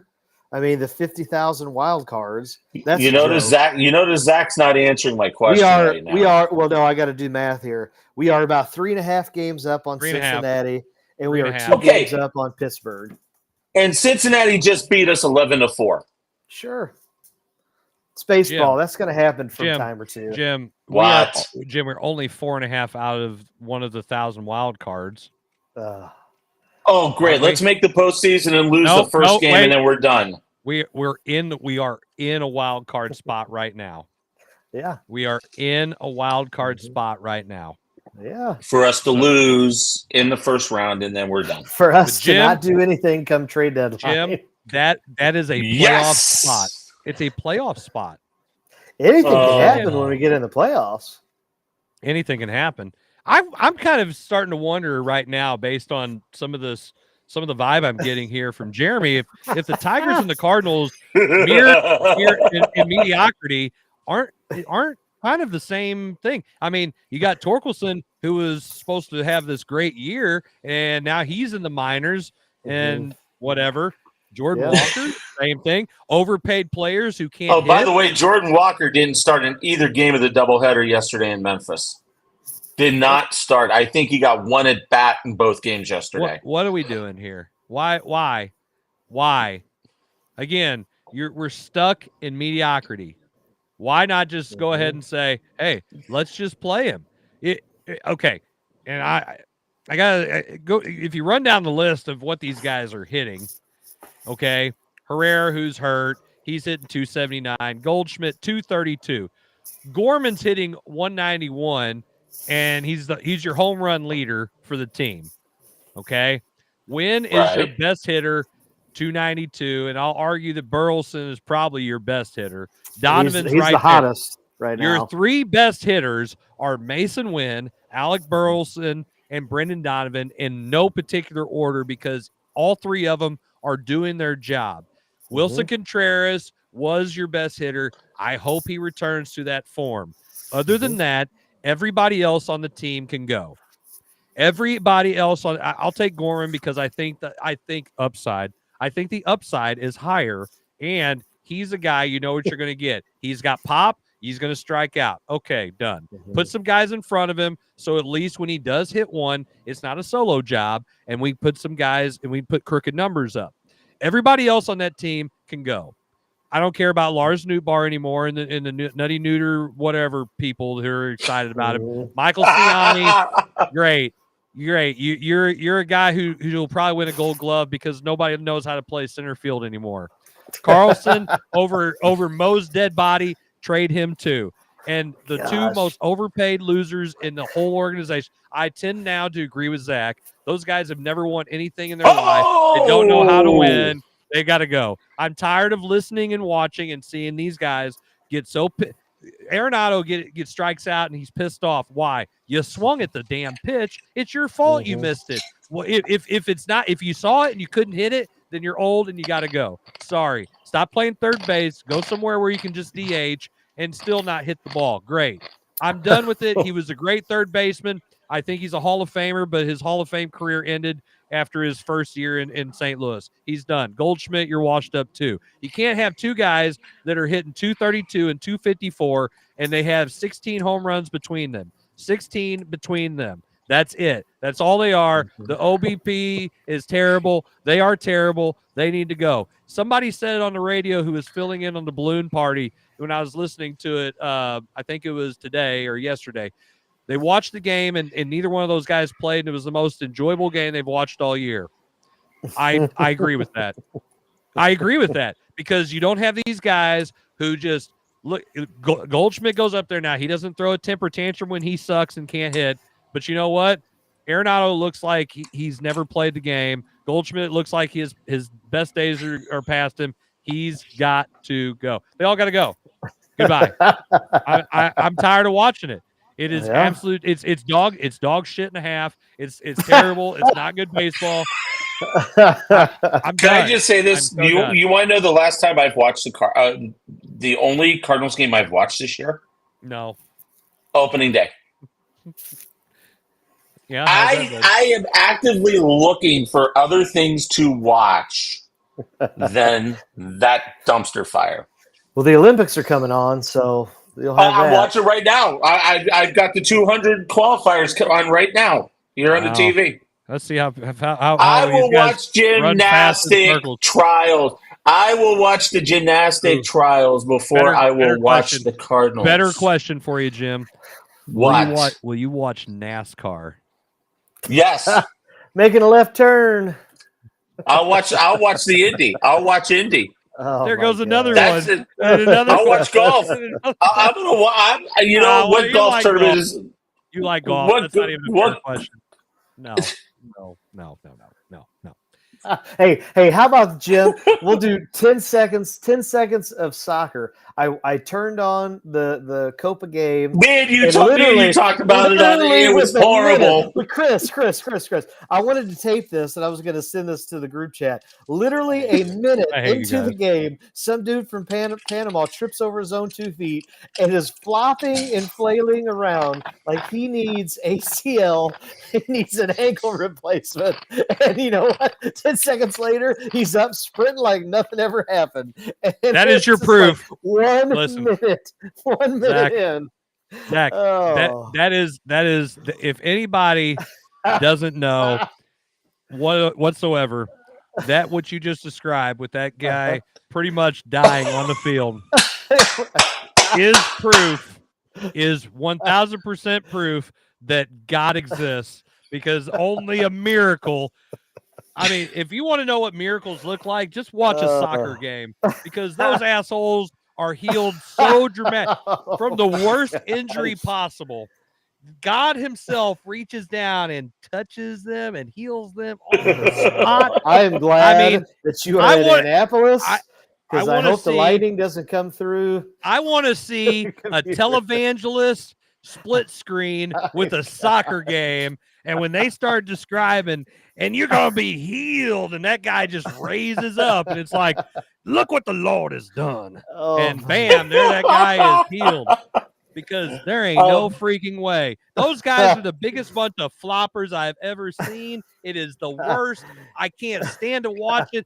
I have more respect for women's basketball and women's soccer than I ever have for watching the NBA, college men's basketball, and especially men's soccer, because it is the biggest. You are one of the best athletes in the world. Freaking act like it. Okay, you've obviously trained your body to run around back and forth and kick a ball and never score. But you know what? You fall down and you look like you're dying, and you're not. Get your happy butt up. You didn't get that guy to get a card. Let's go play. Whatever that card means, if they're yellow, red, blue, green, I don't know. Let's freaking go. Stop acting like a fool. You act like a fool. Get up. Get up. Rise up. Hey, real quick, What? check the group. I can't say this over the air. Check the like a group timeout chat. tirade. No. Check the group chat on Facebook. Benny just sent me that. He goes, no too way. soon. He goes, too soon. No, that's terrible. Hey, no. So Listen. terrible. That already happened though, but it did. It was the other way around. It was Delmonte West. No, it's so bad. Oh, That yes, is so yes, Ron. bad. Yes, Rose. Cornhole is better. Yes. Yes. Bowling. Yes, absolutely. Yes. Bowling for dollars. Only if Pete Weber is bowling.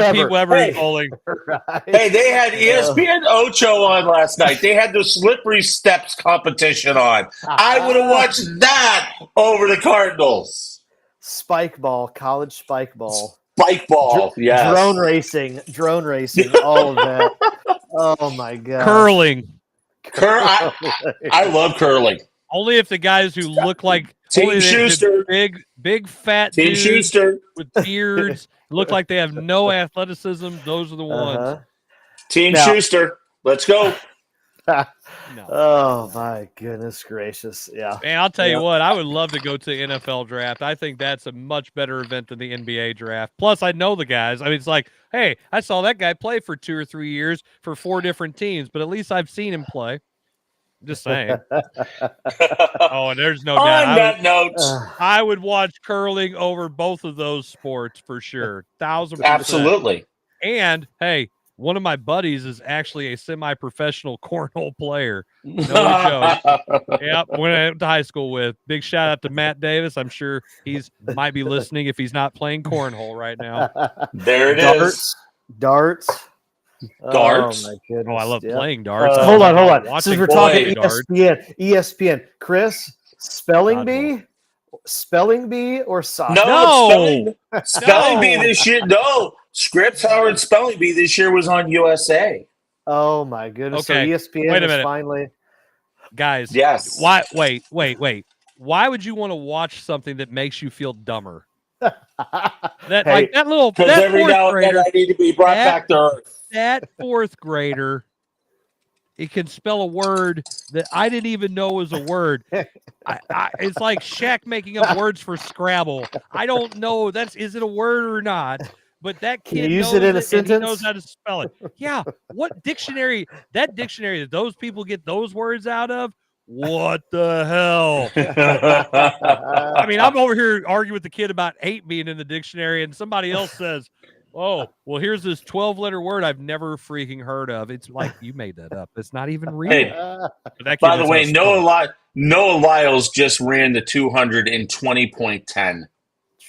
Is that good? He almost won sub. Oh, I'm trying to see if that's the American record or not. But he's fast. He's good. He's fast. He makes fast people look not fast. Exactly. All right. I think on that note.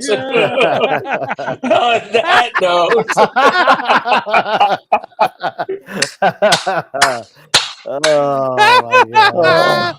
We gotta get Jeremy on the show. Yes, we do. All right. Yes. Well, anyway, it has been a fun show, that's for sure. for anybody who's checked us out, appreciate you guys tuning in. Make sure that you guys follow us on Facebook, YouTube. You can follow us and watch us now on the X. I am actually trying to figure out how we can be on TikTok live, just so you know. And that is the next, because I need all the Chinese people to watch us. Oh, for gosh sakes. Already Jeremy, you're the man, brother. Just like the NBA. Just like the NBA. Yeah. I don't want to be just like Mike. Okay, listen, we will not have French people on this show, okay? You will not be able to say everything that you want to, Chris, if you want to get on that platform. I don't say stuff that people shouldn't say anyway. Oh, okay. Oh, do we need to go find the episode where we talked about the balloon and shooting the balloon and all of that? Okay. Yeah, there it is. Just because it was their balloon doesn't mean anything. If it was our balloon, they should shoot it down. No, it's your bull. You got to be the bull. Your bull. All right, appreciate you guys tuning in for another fun episode. And yes, the internet didn't cut out here in lovely Annapolis. It actually kept going. Thanks, Elon. Appreciate you doing that for us here. And anyway, appreciate you guys for tuning in for another fabulous episode of the Coach's Box. We'll be back next week with our 197th episode of this dumpster fire of a show. Oh my gosh. What's bigger than a dumpster? Because the question, are we going to do the show on July 3rd or July 4th? Good question. Be the 3rd. I don't know.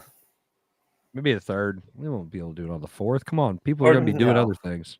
Tuesday night. We'll do it on the 2nd. We'll do it on Tuesday the 2nd. Anyway, we will be back next week. So you guys make sure you tune in and check that out. So for all of us and Jarvis, who's on a plane somewhere. Time out. I got to say this real quick. This is great. So I was watching the WNBA the other day. Caitlin Clark was on, right? And they were playing. They were playing Angel Reese, Chicago and Indiana. And so I'm watching the game a little bit, and my wife is sitting on the couch, and she's kind of watching every so often. And she goes, "Hey Zach," I'm like, "Yeah." He's like, "Isn't this professional basketball?" I said, "Yeah, this is WNBA." She's like, "Okay, they're professionals, right?" I'm like, "Yeah." Shouldn't they be like shooting the ball better than what they are? It was such a break. Oh, dude, it was clang. Damn. She's like, "I think you've had teams in high school that shot better than." Oh wow! Oh, dang! And on all these notes, thank you guys for tuning in for another episode of the Coach's Box. We will be back next week unless the FCC says something else about it. So we'll see you guys then. Good night. God bless. Take care. Bye bye now. Deuces.